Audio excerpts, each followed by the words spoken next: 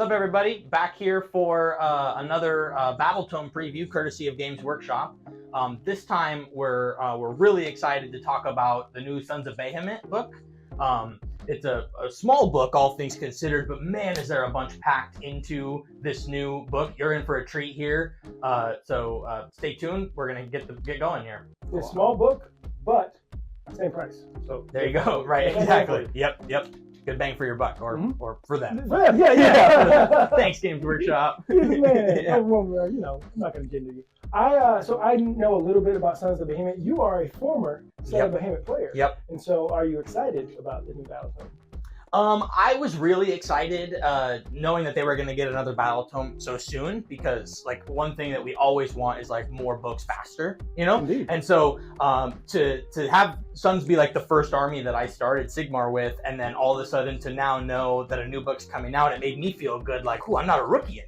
Yeah, you know, for sure, yeah. But the second book, like we're in for the long haul here, right? I play Lumineth. I got 3 books. Like, right. I know. I know. I'm trying to keep up now with Sons, but yes, I was excited because 2.0 was live, right? And I started playing Sons. I lost every game that I played, you know, and I don't know if I was just bad and new, which was probably the case, or if they weren't in a great spot, but I was not doing well.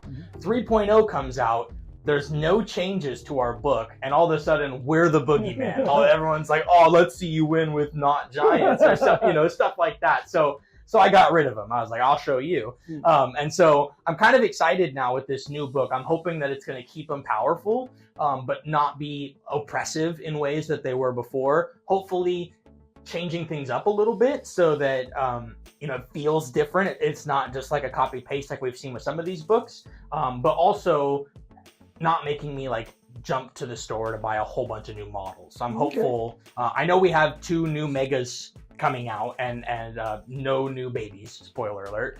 So 2 new megas, so you might feel a little pressure to want to get both of those kits. Let's deep dive. Well, not deep dive. Yeah. We'll dive into the book. Since it's a smaller book, we can review things a little more intimately and get some more ideas. Of course, as always, like, comment, subscribe. We love all that stuff. We know you guys love the content, so please let us know how we can improve upon this, how we can do better, what else you want to see, what stuff did I get wrong. Please tell me what stuff I got wrong. Yeah. We're looking forward to that. We're going to dive right into battle traits and allegiance abilities first. A few things right off the gate. One big rule that Gargans had was mightier makes rightier. They stood for 20 models on that objective. If you took Taker Tribe, they stood 30 models strong on that objective. That still remains. They do still start at 20 points. One thing most of you will probably be happy about if you are non-Gargant players is they did bracket how many models you're worth on the objectives, kind of like we saw with Kragnos. Yeah, Kragnos was the first introduction. Exactly. So I think that was a trial run for them. It was well received. So we see that echoed here now. So what you're going to notice when you're looking at the Warscrolls is that they're going to go from a 20 at the top bracket down to 12 on the bottom bracket. So still sitting more than a Stonehorn, and still more than 2 monsters. So they do bracket. It's not a huge amount. And if you take Taker Tribe, the nice thing is that the bonus gets added on top of wherever you're bracketing. Okay. Yeah, so that's kind of a cool thing. Still worthwhile to look into that tribe. Another cool thing that we see with the allegiance abilities is previously there was chuck and rocks that you could pick a man crusher unit to hurl rocks to deal some extra damage in the range space. What you're going to see now is that's actually shifted onto the man crusher Warscroll. So it's no longer pick a unit and have them chuck rocks. It's all of your Gargants, your babies rather, are chucking rocks. So that was a really cool welcome change. Now they can unleash hell with it, where previously it was built into the sub-allegiances. So now it's really a nice streamlined thing to have that added back in on the Warscroll. Additionally, alongside chuck and rocks going onto the Warscroll, we do also accept in a new tribe that we can go, which is going to be the Smasha tribe for the new Beast Smasha Mega Gargant. So there is going to be a 4th option in regards to the tribes that you take. My favorite new thing here on the allegiance abilities are these Monstrous Rampages specific to the Sons of Behemat. So if you were playing an army with 6 babies and a few megas, you might have realized you were quickly running out of monstrous actions. Now they give us 3 specific Monstrous Rampages that we get to do as Sons of Behemat only, and boy, are they packed with flavor. Okay. Yeah, there's one that I particularly love. Yes, I'll let you talk about that one. The first of these Monstrous Rampages that's really cool is called Beast Grapple, okay? So you're going to have to pick another monster within the 3-inch range still for Monstrous Rampages, and you roll a die. On a 3-up, the Strike Last effect applies to that monster. So similar to kind of what we've seen with the Sylvaneth Tree Lords, we now have a way as Gargants to apply Strike Last to fellow monsters that are enemies, I guess. It's very interesting seeing that, like a lot of times when you've been around the game long enough, like I have. Yeah, right. You get to see stuff come and go. Like Strike First and Strike Last was really big when the Flesh Eater Courts and the Slanesh books came out. Yeah, I hear only rumors. And they kind of went away after a while. And now you're seeing a lot more. All right, you're striking last, you're striking first. And I really do dig it because, hey, if you are striking last, you're not being roared and stuff like that. Right. So, and, to couple that, I'm really excited because 3.0 came out and there was this whole portion of the book that was about striking first and striking last. And then there wasn't much happening with it, right? So now we're slowly getting like a trickle effect. I'm guessing that's going to remain in the core rules whenever the next edition comes, this defined strike last, strike first phase. So I'm excited to see what that offers. Next, we have Earth-Shattering Roar. Okay, another option that the Mega Gargants get for Monstrous Rampages. This one's pretty cool. If the unit that you're in combat with has a wounds characteristic of 1 or 2, you can make one of those models flee. Okay, so there could be some cool things. We'll have to check it out to see if maybe you can have extra stuff run in those instances, like with the horror gas or something like that. But it's important to note that it doesn't affect the battle shock. So it is going to be like an independent flee, and your opponent does get to pick which one flees like normal. But it is awesome. That coupled with stuff them in the net or pick them up and throw them, right? There's so many things now that are like out of combat going to make models disappear. And when you're talking about like annihilators, just making one flee, that hurts way more than like just a regular zombie. Yeah, or Field Guard, like, oh yes, you out of here. But now, onto the best. Right. Well, it might not be my favorite. The coolest, the perhaps. coolest. Yeah. Monstrous Rampage, which is Slam, aka Suplex. So if you're a monster, you can only do it to another monster. Yep. And so on a 3-up, you can move that monster, and they have to be within a ½ inch of you. You can move it to anywhere within a ½ inch of you, but it can't be on terrain or anything like that.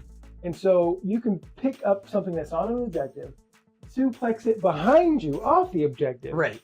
And it's taking damage, but the only drawback is you are -1 to hit that monster that you just suplexed. That's okay. Yeah. So, pick up Archeon, boom, behind you. Right.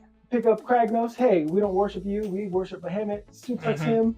Yeah, I really dig this. They take D3 mortal wounds. You are -1 to hit them, but it is on 3-up.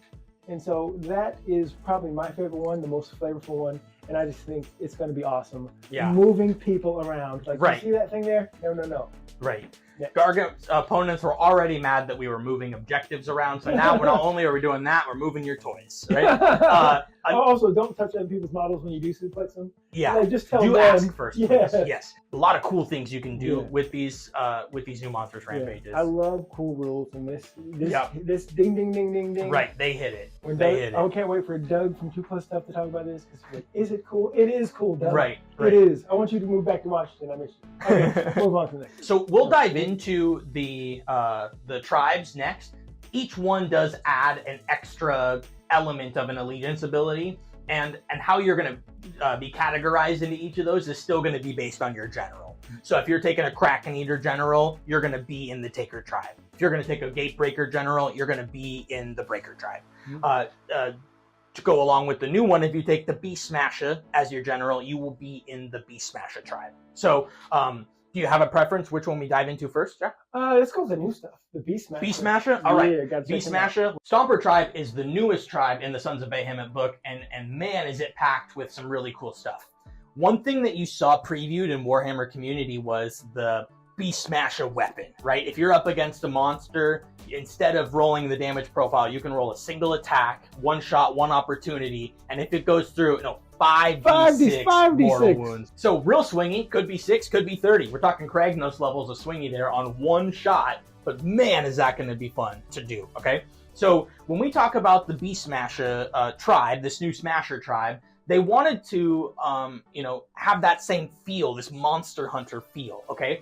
Another thing that's really important to mention, and this will be important for as we go further, is all of these tribes have received a pretty drastic overhaul. Every one has an emphasis on Man-Crusher Gargants, okay? For some of you who don't know, those are the small ones, the babies, they're called. Now you have a reason to play Man-Crusher Gargants in each of the tribes, as opposed to just the Stomper tribe, where it was kind of pigeonholed before. Yeah. So, one of the cool Smash a Tribe-specific allegiance abilities is you can have each of your Man-Crushers turn their club attacks into a monster club, okay? So similar to the Beast Smasher. Just like the Beast Smasher, but except 4d6. So that's where you were going. That's where you got it from. So each of the Man-Crushers can do a single attack for 4d6 damage instead of their clubs. That's against monsters only? That's against monsters only, yeah. So really kind of a fun thing that you can do with them. Again, it's that one shot, one opportunity, but if they're a monster-heavy list, you could be dealing some substantial damage with if you have like 8 cockatrices. Right, as an example. I had 6 Man-Crushers. You could kill all of them in one go. Yeah. The other sub-allegiance ability that the Smasher tribe gets is they have a command, and most of them are going to have a command, which is pretty unique. We've not been seeing that as much in 3.0, but in this one, you can issue a command to a Man-Crusher unit, be it a single or the mob, and they get to fight at top bracket, which is really cool, right? We loved that in the previous book, or in the previous General's Handbook, rather, and now in the current General's Handbook, with that going away, it feels really dirty. You really notice it. Yeah, sometimes it was way better than an all-out attack to get the 10 flail attacks with the breaker. So this is kind of a welcome change that you can issue that to them and have them fight at top bracket. It does have to be issued at the combat phase, so this is going to be, like I just alluded to, in lieu of an all-out attack or an all-out defense. But if you had that Man-Crusher mob and one of them was at 12 of 13 wounds taken, it might be worthwhile still to use this ability so that they are all fighting at top bracket. You're definitely going to need to roar whoever's going to issue that thing. Right, that's pretty good. Exactly. Worth noting that this ability can only be issued by your general. So what you'll see with the Man-Crushers is that they are able to issue commands to their own unit now. Yeah, they have champions now. They have champions now, yeah, which is really cool. However, this one, to fight top bracket, has to be issued by the general. Speaking of champions, now that the Man-Crushers have a champion, GW, can we get another kit, maybe? A newer one. Yeah, updated. Updated kit. You know. Put a little crown in there, or a hat or something. Maybe just the other leg forward. Right. Yeah, that would be sweet. That would be good. Yeah. The Smasher tribe also offers a couple of cool, unique command traits that you can take. One of them is really fun. Every time the general kills a monster, you roll a dice for the wound characteristic of the monster that you killed. For every 5 up, you're healing a wound.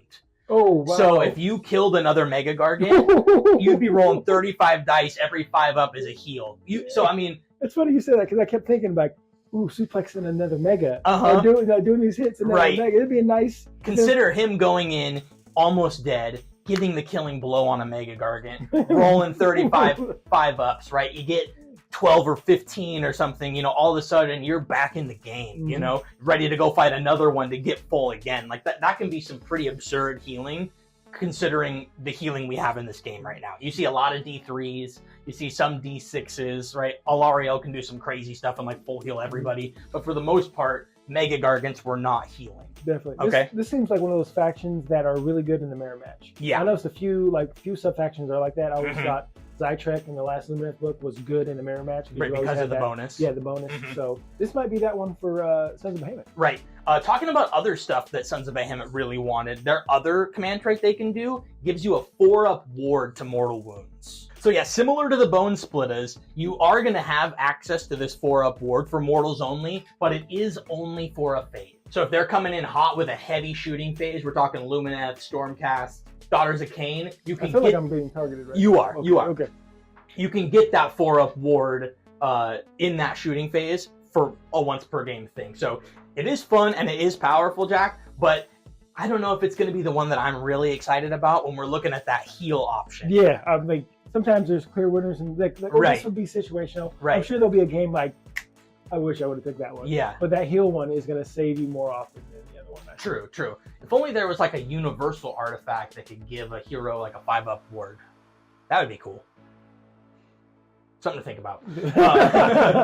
Kind of to round out the Smasher tribe, they have a couple of unique artifacts that you can take. One of them is like really akin to the Gorka Morka feel, okay? They can call a Wah, basically, and they're going to give +1 attacks to all Gargants on the battlefield. Hey. Yeah. So it's pretty fun to call the Wall like that, to do something, you know, unique to the destruction idea, but out of the Oryx. Yeah. You know?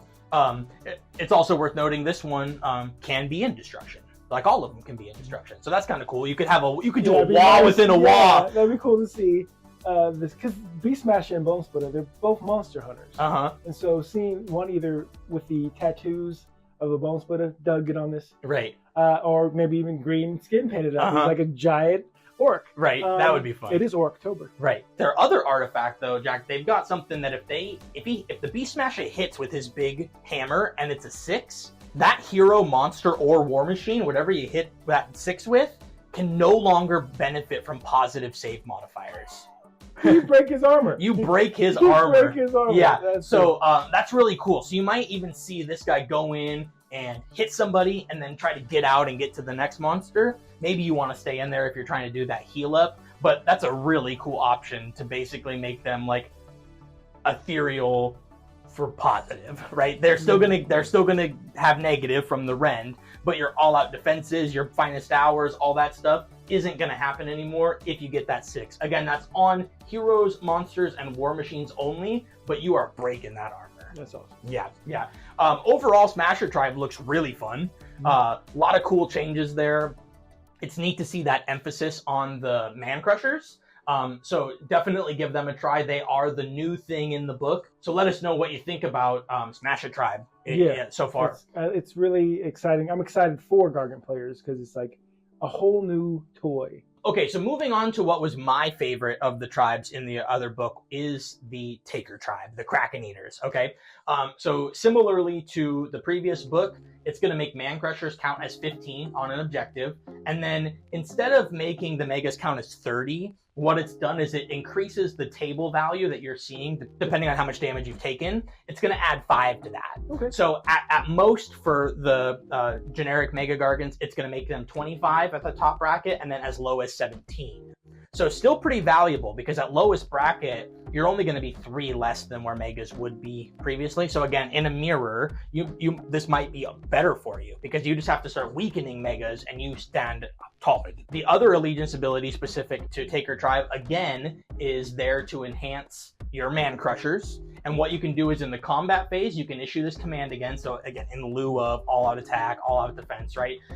You can give them +1 damage, which is huge, right?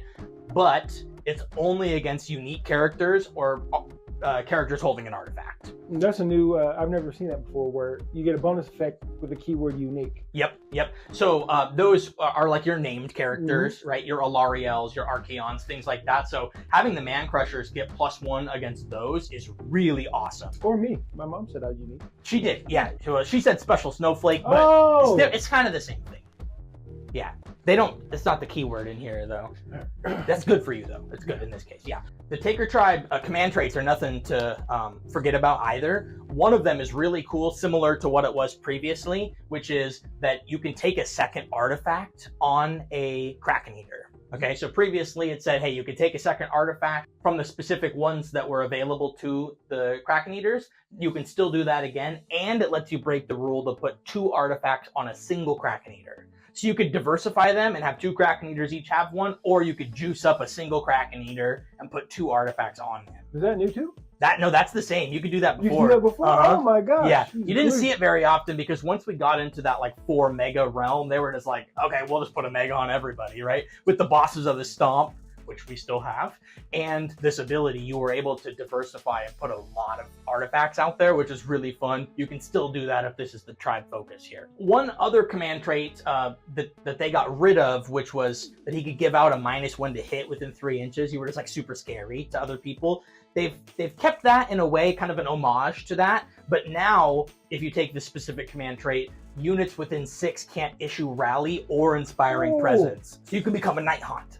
Oh yeah. You could become a ghosty ghost. And we'll talk about the Warscrolls a little bit towards the end, but he did become much hittier. I don't know how to say that better, but he hits a lot harder now than he used to, which is kind of nice because you did see a little bit of a reduction in the power of the other megas. So it was kind of nice to see the Kraken Eater get bolstered up a little bit.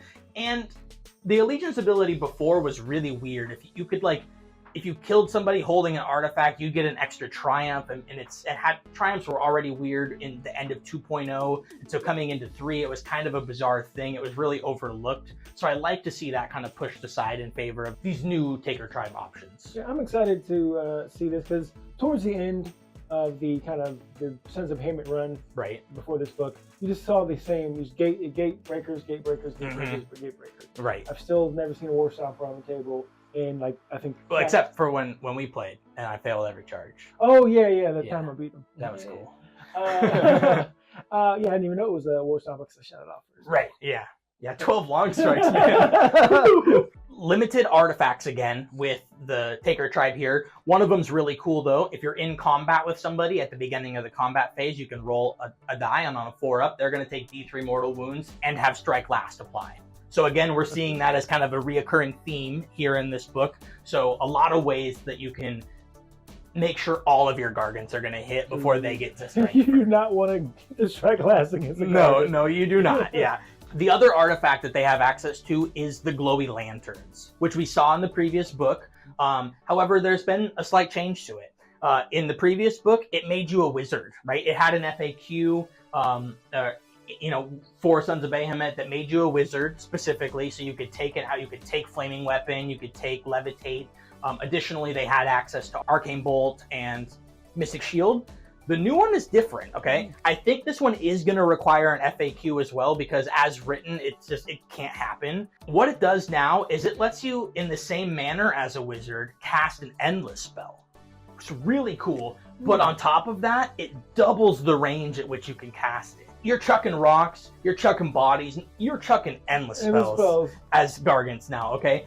However, it doesn't say that you're a wizard. It doesn't talk about whether you can build it in at Force Construction, so it's a little... Yeah, because as of right now, you need to, unless you're Character Overlords, who has that specific item and lets you spell in the bottle, you can't put it in the spell in your army. Right. So if that doesn't make you a wizard, there needs to be like FAQ to say, hey, except for this thing. Yeah, they just need to add a line of text that says you can include an endless spell in your army roster and you can cast it in the manner that you're a wizard. It's worth noting that doing something as if you were a wizard is far less powerful than if you were just made a wizard outright. Kronspine, as an example, would no longer give you a +1 because you're not a wizard, you know? Things like arcane terrain and that stuff might also be impacted. Certain buffs that you could get from allies or allegiance abilities, those things can also play a role. You see that also in like Phoenicium, where they have an artifact to make somebody do something as if they were a wizard, but they're not a wizard, so they're not going to be getting the same buffs that they could be getting. Overall, though, I think big glow up, glowy lantern, glow up, you see? Really big glow up, I think, for the... Oh, you're still sticking with glow up. That was... It's a thing. Okay. Yeah. Really awesome stuff for the Taker Tribe. So I'm excited to see what we can do.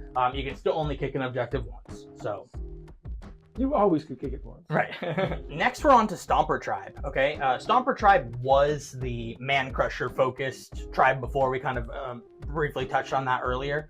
They still maintain that emphasis on Man Crushers, but of course what we've seen thus far is that everyone has an emphasis with Man Crushers.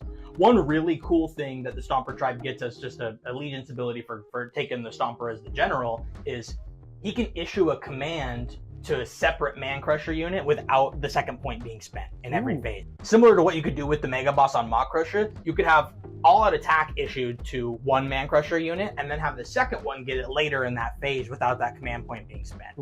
Also important for rally or at the double to get the 6-inch run, right? There's a lot of fun stuff you can do with that. And if you're doing it in every phase, you're getting huge value out of free command. And if you rally At Man Crusher, you need to apologize to your opponent right away. Right. One thing they did keep, which I'm glad they did because this was really unique to the Stomper tribe, is that if they're fighting a unit with 10 to 19 models, they get +1 to damage. If it's 20 plus, it's +2 damage, right? Okay. And so that's going to be for those Man Crushers to have the clubs and the kicks and all of that deal a lot of extra damage if they're going into Horde. The last thing to put a little bit more emphasis into that Man Crusher idea is you can pick a unit and add 1 to the attacks of their Chuck and Rocks. Okay, so they got D3 shots, but now it's going to be D3 +1. So if a unit of 3 goes, it's 3D3 plus 3 shots for those. So that can be pretty good because they are D3 damage, and it is going to get the bonus damage if it goes into a unit of 20. So more attacks, more damage. They're going to be some Horde clearing rocks. They're going to not only smash into the ground, but tumble. You know what I mean? Take out more. You seen Lord of the Rings? This is a good one.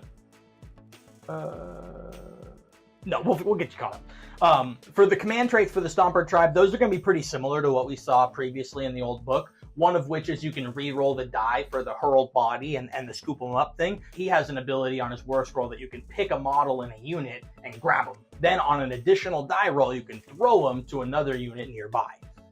Or right back into it. Or right back into it, exactly. This command trait's going to let you re-roll the dice to see if you get it.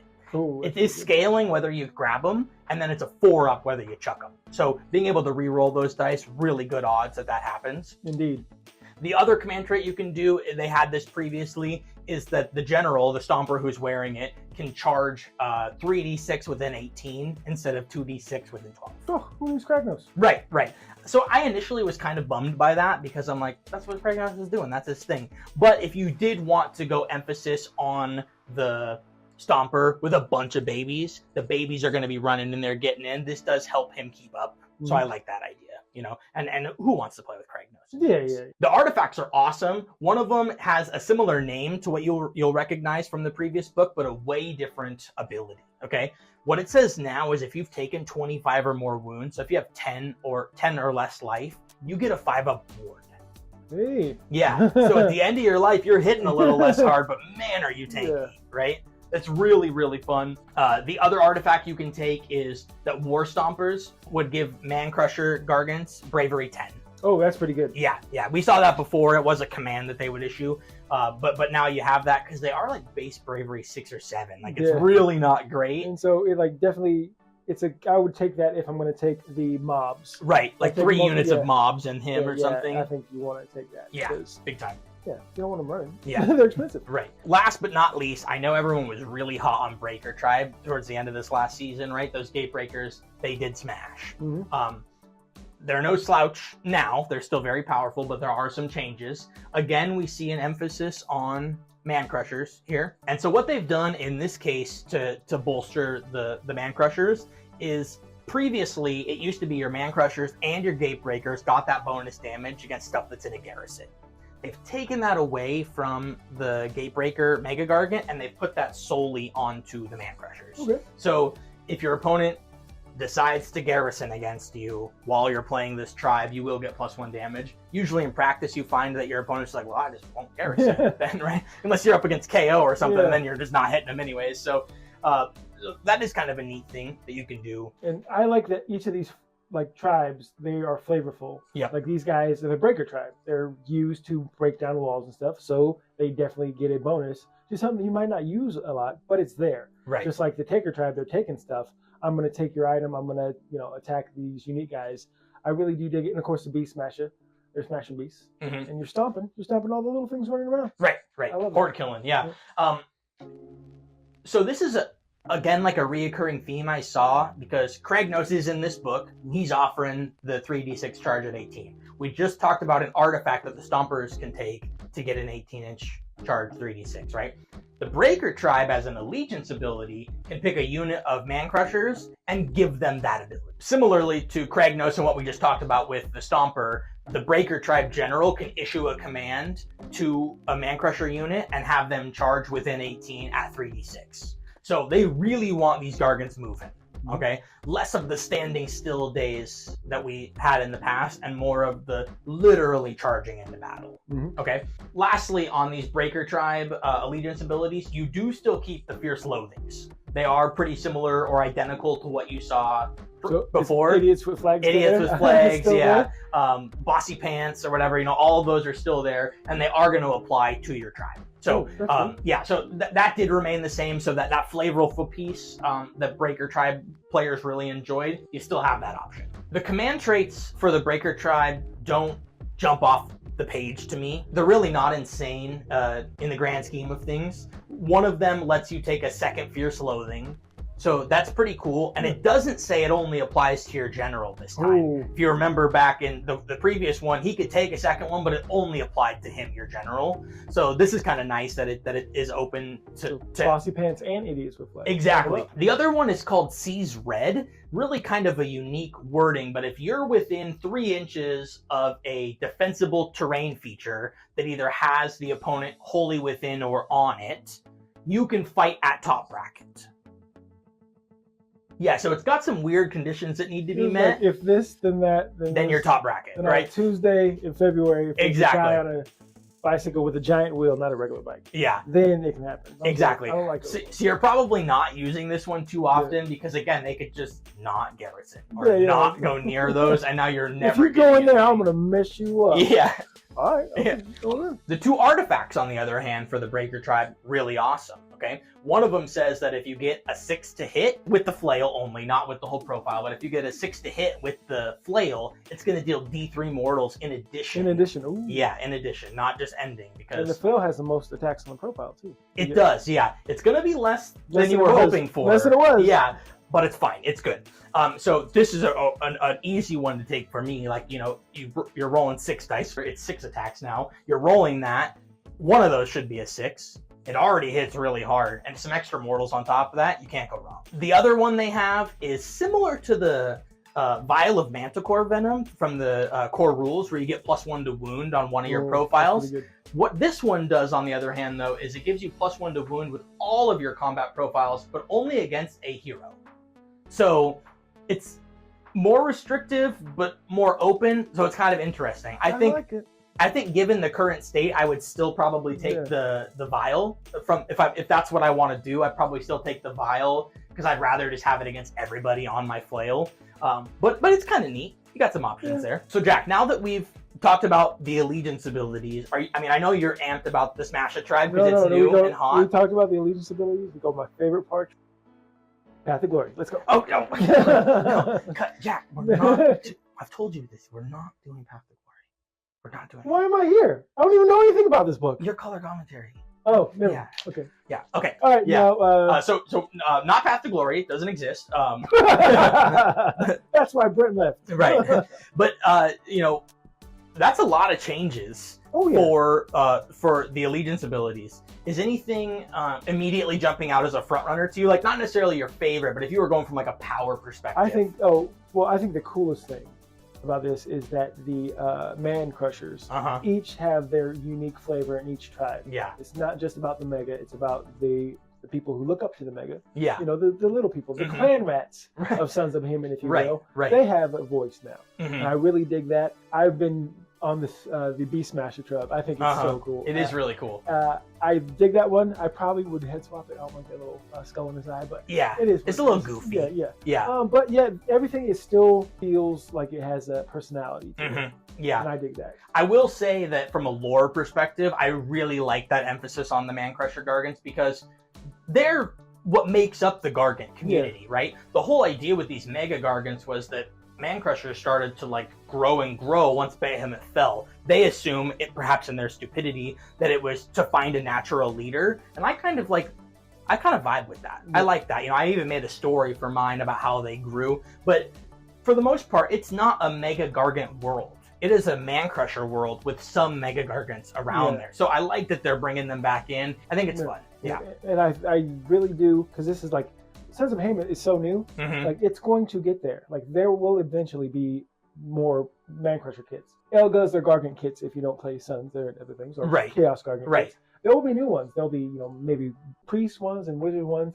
We're just enjoy where we're at now. Yep, right. Learn how to do green stuff. Yeah, I was kind of bummed that we didn't get a new Chaos Gargant and an Ale Guzzler in this book. It just would have been a fine opportunity to rope them in, because they were pre-Sons of Behemat, right? Yeah. So it would have been a fine opportunity to rope them in. They're already in the kids, you know?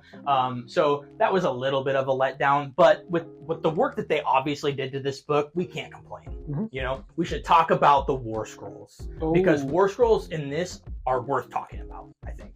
And there's only like, you know, a handful. Right. So... Wait a minute, hold on. There's news here from reporter in the field. I think we're gonna go to Bear for a nice update. I'm the #1 Gargant player, y'all. Wow. Yeah. Insightful and riveting as always, Bear. I appreciate that. #1 Gargant player for a reason. Yeah.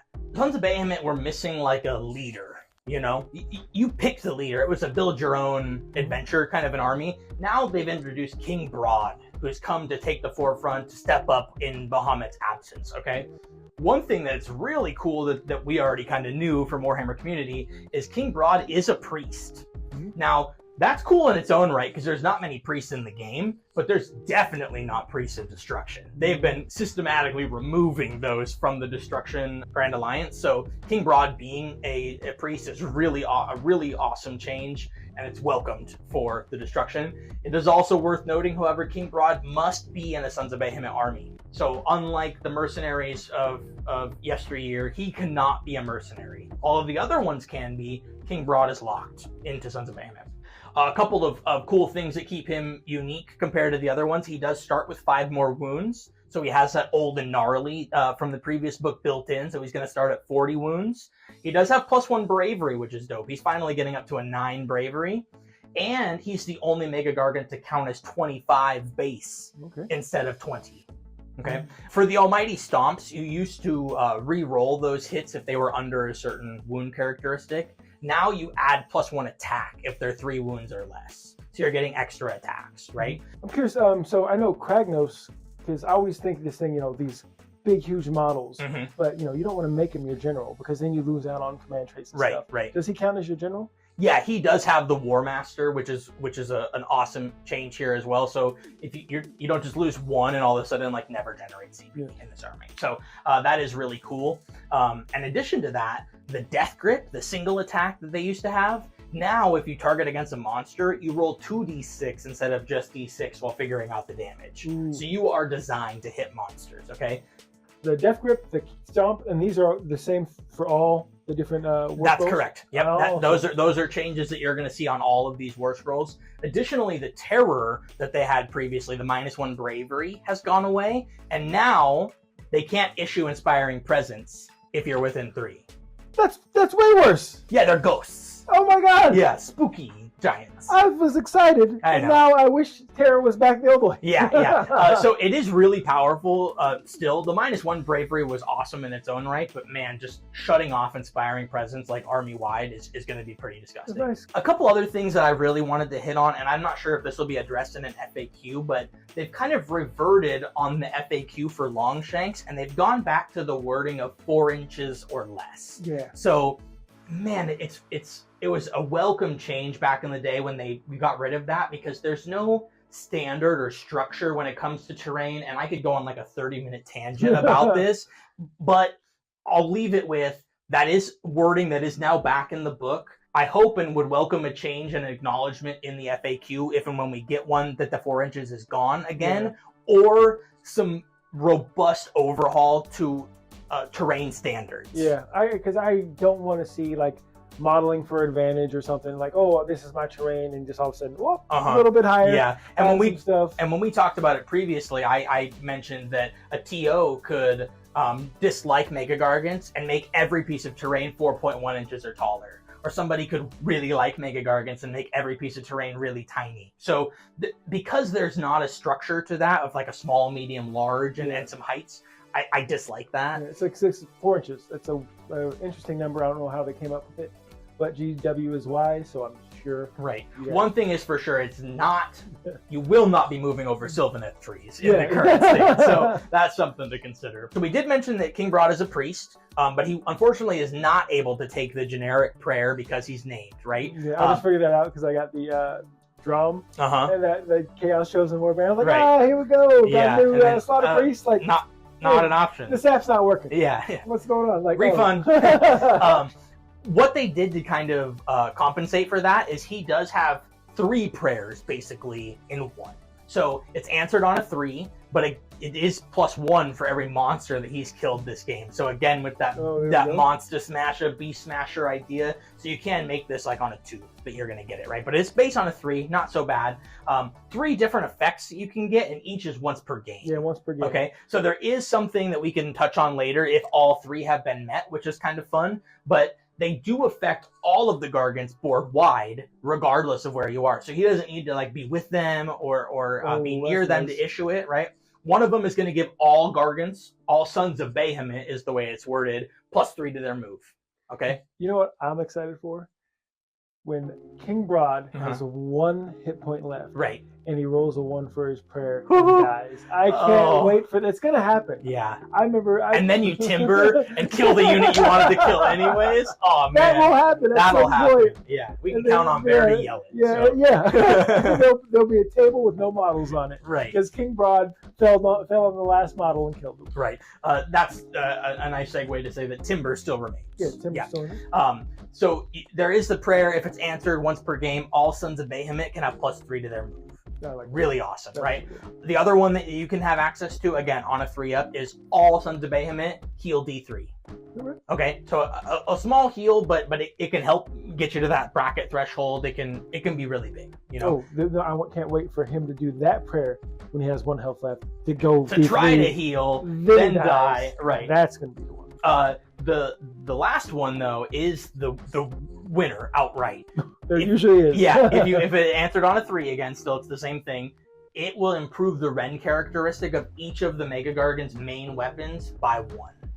So the Shipwrecker Club, the Flail, the Man Crusher's Club, yeah, it increases the rend characteristic by 1. Oh my gosh. Yeah. So it's not their whole profile, so it's moderately balanced, but any of them that have the most attacks get the improved rend. You're not going to be able to tell Bear anything. No. He's going to be like, oh. He's like, you never get saves. It's going to be brutal. Yeah. So, you know, overall, I think that King Brodd is a really welcome addition to the Sons of Behemat book. He is the most expensive of the Mega Gargants, it's worth mentioning, but that extra wounds, better bravery, counts as more on objectives, flat 5 damage attack. Mm-hmm. You get 5 of them at flat 5 damage. That's gross. Coupled with that prayer, he seems kind of like an auto-include. I don't want to go that far and necessarily say definitively, but he seems worth... taking the place of Kragnos? Are you still dropping Kragnos, taking him? Maybe. It frees up, like, basically a whole baby Gargant. The Beast Smasher was also previewed a little bit on Warhammer Community. We talked about it. He does have that awesome, you can make his weapon a single shot, 5d6, right? A lot of the other stuff we just mentioned with Brodd does remain as well. The difference to the Stomps, the change to Death Grip, change to Terror, right? So the Beast Smasher doesn't actually have a whole bunch of unique stuff that he's really bringing to the table, except for that big hit. And he does hit really hard. There is one thing worth mentioning for the Beast Smasher Gargant here, though, and at the end of the charge phase, if he's within range of 2 monsters, he can do 2 separate Monstrous Rampages, which is really fun. You could suplex one and duel another if you really wanted to. However, they do have to target different monsters, so he really is feeding into that monster killer. I can't challenge the one I suplexed? You cannot. No, they need to challenge separate monsters. We don't need to waste a bunch of time talking about all of the different War Scrolls. It is worth mentioning, though, that each of the weapons of their main weapons, the Shipwrecker Club, the Flail, the Blunder Club for the War Stomper, all of those are going to have less base attacks than they were previously, okay? So if we talk about the Gatebreaker as an example, at top bracket, he had 10 attacks, Rend 3, 3 damage, right? He was clapping things, okay? They've adjusted that slightly now. He's down to 6 attacks, which I touched on earlier. Still Rend 3, however, it's damage 4 now. Yeah, so it's like Less attacks, more damage. Yeah, less attacks, more damage. I think ultimately it's going to work out to be less damage. I think when you're talking 3 damage to 4, it's not like 1 to 3. Like it's not that big of a jump. It is going to feel better when these go through, but I think having the more attacks, because it is still hitting on 4s, I think you're going to want the extra attacks. And they did get rid of the option for him to have +2 to those. Yeah, which was a command trait or artifact that Breaker Tribe had previously. Also, another big change that might be alarming is those Man Crusher Gargants. They no longer have 10 attacks each with those club. If you remember, they were actually the damage dealers. Yeah, they had a lot. Now it's down to 4 attacks only, but it did go up to damage 2. Okay. So again, I would probably call it a net nerf. You go from max 10 damage to a max 8 damage. Yeah, still only Rend 1 as well. Perhaps if that had gone up to like Rend 2 damage, then you might have been a little more excited about it. But those did come down in points a little bit. From 170 to 150, and then 450 for the Man Crusher Mob. I have a question about the War Stomper. Uh-huh. Like he had it would cap out. Does he still have that same cap of as many attacks he can get? Great question. So his is the only one that really didn't drop in that regard. The amount of bonus that it gets does still bracket, and it is still capped at 10. So you're going to count models around you, and at base add 4. So as long as you're within range of 6 models, you're going to have those 10 club attacks. So he's still valuable in that regard, and you definitely still want to be horde clearing. Yeah. Yeah. It is also worth mentioning that the Kraken Eater is going to hit a little bit harder. He still has that single cannon on his club, which was just super flavorful that he's shooting a cannon off the club. He still has that. The Gatebreaker still has his single rock that he can chuck. But the Kraken Eater is going to be hitting a little bit harder in combat. Kraken Eater is still kicking an objective. Out of my order, so I'm excited. Right, yeah. Kraken Eater is still kicking an objective, so you're only kicking 1. That was FAQ'd. Gone are the days of kicking multiple objectives per Kraken Eater. You're wrong the whole time. I still did it. So, overall, though, the War Scrolls are pretty similar. I think a lot of the changes do bolster them up a little bit.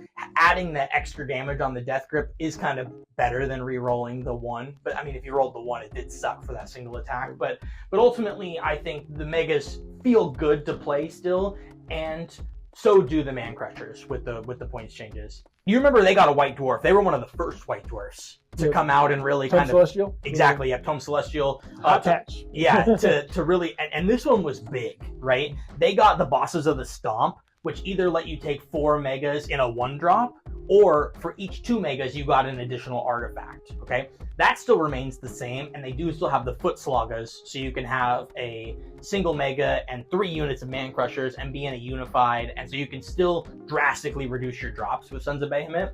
Another thing that was really exciting, if you remember on the Warhammer community, they previewed that table of contents. If you remember, there was an ally section, right? So I'm super excited to tell you guys that they can still ally with nothing.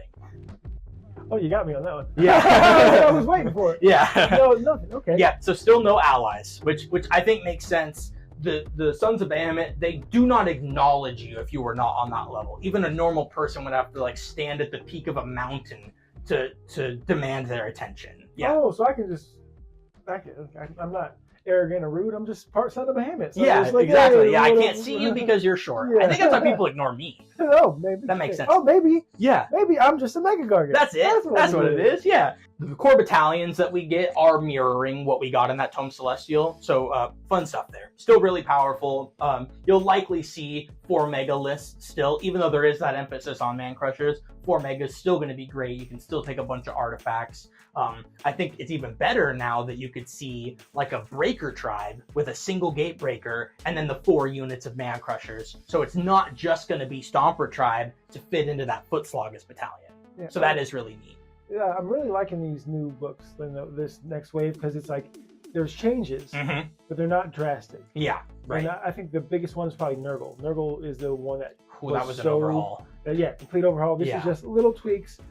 People took a little bit this too much. We constantly saw this, so let's bring them down a little bit, raise these guys a little bit. So if you find something you really, really like, tell everybody else not to play it. Right. Tell them it sucks. Yeah, there we go. That's what I'm here for. Yeah, and if you find something that you really like, please let us know in the comments down below so that we can claim the idea as our own. Yeah, perfect. Awesome. Hey, send us a list. Yeah. I think we have all this stuff. Uh-huh. So put it in the comments a list you'd like to see on the channel. Like Suns was kind of like you don't see it a lot on rerolling ones.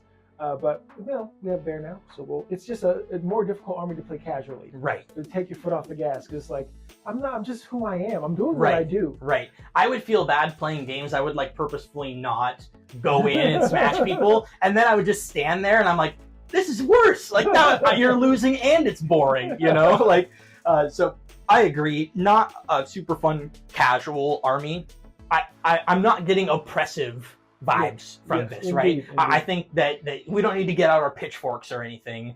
These things aren't hitting the ground running, taking the meta by storm necessarily. I could be wrong, but from my assessment thus far, I'm not feeling that out right now. They do have a couple of grand strategies that you might be interested in taking, which is kind of neat. One of them you can only take if King Brodd is in the army, and it's successful if over the course of the game you get off each of those 3 prayers. Right. Okay. So you got five turns to do it. You only need to get 3 of them. You are getting on a 3+, so pretty easy, right? Stand next to some mystical terrain is on a 2+, and they're all great. So you want all of them to happen. So I wouldn't call it a gimme grand strategy. However, if you're taking King Brodd, it's not going to be difficult for you to accomplish. A couple of the other grand strategies that you might entertain is one of them is having all of your Gargants wholly within enemy territory, right? So taking that land, leaving home, conquering new stuff, right? It's really thematic, right? The other one isn't terribly difficult, but can prove to be problematic, but it's probably the only other one I would take is a Gargant has to have charged or ran in every turn of the game. Okay, so they don't have to do both, and it doesn't have to be the same one doing it, but at least once in each of your turns, a Gargant needs to run or charge. Okay. So not impossible. Again, none of these are impossible to do, but none of them are have 9 points worth of fate dice left, right? None of them are just have 2 endless spells out, So a little more challenging. However, Gargants do have a lot of stuff kind of like handed to them on a silver platter. So if the grand strategies are doable and thematic, but not gimmies, I think that's a win. Yeah, right. Especially I've noticed that grand strategies might be hard to get. Then your battle tactics are pretty easy and like a little balancing thing. Right. That's a good point on the battle tactics. So it's worth mentioning, and I won't dive into these ones as much, but the ones that you got from the Tome Celestial, specifically for the Taker Tribe, Breaker Tribe, and Stomper Tribe, those do remain. So being able to like pick somebody up and throw and getting that to happen is going to get it to you. To kick an objective into wholly within your territory, that's going to be one. And then to break a piece of defensible terrain with the Gatebreaker, that's going to be one as well. The real question is, does my favorite new sub-faction, the Beastmaster Tribe, do they get their own battle tactic? No, unfortunately not, specifically for the Beastmaster Tribe. They do have 3 other battle tactics to accompany the ones that we just talked about, one of which is any Mega Gargant can do this, but if you pick to Titanic Duel a monster, and that monster is slain, then you get the tactic. Okay? They've got another one that's really fun, that's actually. Pretty close to being Beastmaster, honestly. We'll pretty close. That. Yeah. We'll claim that. Right. Monster killing, that's us. Another really fun one that they call Splat in here is you're going to pick an enemy hero, and if that hero dies due to damage caused by any of the ranged attacks, be it from the Man Crusher, the Gatebreaker, or the Kraken Eater, if those wounds kill him, you get that battle tactic. Do you get if you pick somebody up and throw it at him? You do not. No, that one's its own specific one. Okay. You have to land the pickup and you have to kill models with the throw. So that one's a little tougher to do, and that one was from the Tome Celestial. From like missile range. Exactly, okay. and it spells out specifically the chucking rocks, the debris, the hurled debris, or the cannon from the Kraken Eater. The last one, Fury of Strength, you're going to like this one, I think. If you carry out all 3 of those Mega Gargant specific Monstrous Rampages, you complete that battle tactic. Oh, in the same round. Yeah, in the same monster phase. Yeah, as long as you have 3 in combat. And then doing this. Okay. Yeah. I like it. So, kind of like you alluded to, a little bit easier on the battle tactics, a little harder on the grand strats, right? I think this, further reinforces the idea that, Games Workshop knows what they're doing a little bit, right? And they like adding in these flavorful battle tactics. I was kind of against them at first when they started doing it, because it's like, hey, 2 people have this and nobody else does, right? Now we're at a point where like, hey, maybe 2 people don't have this, yeah. you know? Overall, I think the last bit to talk on is the points for these. I was really hoping what they were going to do was get us down to like a 150 or 300 for the Man Crushers, and then maybe like 400 for Megas and 500 for the big guys, right? Because with those like clean-cut numbers, you could really do some fun play, okay? What they've done and what you'll see when you're looking at the points here is they have dropped the points of all of the Gargants by a really arbitrary amount, right? The Man Crushers go from 170 to 150. The unit goes from 470 to 450. The Gatebreaker goes from 525 to 520. Okay, so in your brain, you're like, cool, these all went down in points, right?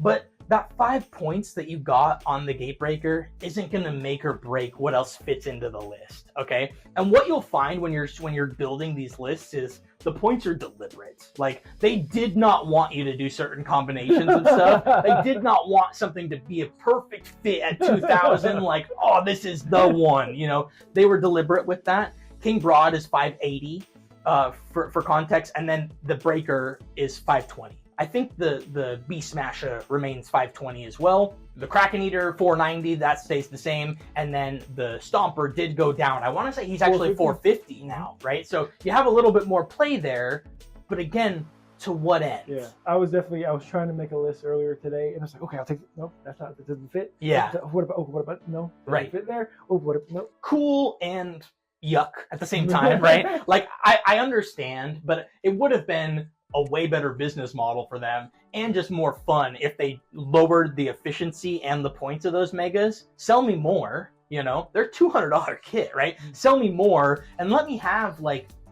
4 or 5, you know, 5 or 6 Megas in the build, right? Yeah, exactly. 2 or 3 Megas and a couple of packs of littles, right? Like, let me feel more like a real army and less of Imperial Knights, you know? I wonder, like, who else agrees with me? Let me know what you think about the points and kind of my thought process on that. Maybe you see something with the slight point drops that doesn't feel arbitrary, like, you know, or maybe something that isn't just like a gimme from them, right? Like, hey, we everything's better. We lowered your points, right? Yeah, it feels like a little bit like sleight of hand, right? Like hey, look over here. Nothing's changing. Yeah, wallet real quick. Yeah, exactly. A couple of things to accompany the points. Everything did maintain battle line, including King Brodd. So you will still be able to take your 4 mega lists, and King Brodd can be one of them, and you're going to have that battle line requirement. The mercenary Gargants are still present as well. They remain the same. Bundo, the Kraken Eater, can still go in order or destruction. One-Eyed Grunnick can go in destruction or chaos. And then Fort Kika, Drogtooth Fort Kika can go in death or destruction, right? Beast Smasher 1 is the only one that is only going to be for destruction, so he doesn't get to go in anything else. And we did touch on this, but King Brodd also is not welcome in any other Grand Alliance. Yeah, he's not welcome. They want him. Right. He doesn't want to go there. Yeah, right. He does not like you. Yeah, so I dig that. I'm excited to see those Beast Smashes and some Bone Splitters. Send those pics to me. Right, please. Yeah, let's see your conversions. So I, as a former Sons of Behemat player, I have a question for you. Okay. On a scale of calling Jeremy V to get my army back to you can have it, Bear, I'm good. Right. Where are you? I'm at this like middle point of convincing my friend to sell his 40k army to buy new Mega Gargants so that I can pay for new ones, right? So closer to that end. Yeah. I'm excited to play these guys. It was the army that got me into Sigmar. I love the lore. I love the flavor of them. I hated the negativity around them. So I'm excited to see how this manifests, and I'm hopeful that they're going to be strong in the meta, but not as oppressive as they were previously. That is a very interesting topic, my friend. Maybe for another place, another time we can discuss that. I had my first experience playing army that everybody was negative on. I was like, this isn't fun. Right. So I took that to heart, and so I said, I'll just beat you with all of the busted armies. Yeah. You know? Yeah. Then you get to the point where like, I kind of do like making people not have fun. Right, You turn me into the bad guy. Yeah, my shallowness knows no depth. Okay. Yeah. But hey, thanks for checking out our second installment of these book reviews. We're going to continue to do more. Thanks again to Games Workshop for sending us early copies of the book. Do look forward to Ogres when we get to do that one. That's going to be a jam-packed show here. And let us know, again, I know we harped on this, but let us know if you'd like to see more book reviews like this, because it's very likely that we could do something like this and revisit existing tomes. We could talk... just won a grand tournament with Piece of Chaos. I bet he has a lot of information. Yeah. You know, we could revisit the 3.0 books that have come out. We could visit the 2.0 books that need work the most. You know, let us know what you'd like to see. If that's content you want, it's something we can definitely do. Yeah, and so this is Mason's show segment thing. Yeah. I am just a guest in here, but we're still looking for a cool name. Yep. Please let us know. Also, if you think of any fun guests that you'd like to see, send them our way as well. They just need to be cool. Yeah. Cool. That's the requirement. Yeah. Peace out, guys. Thanks for stopping by.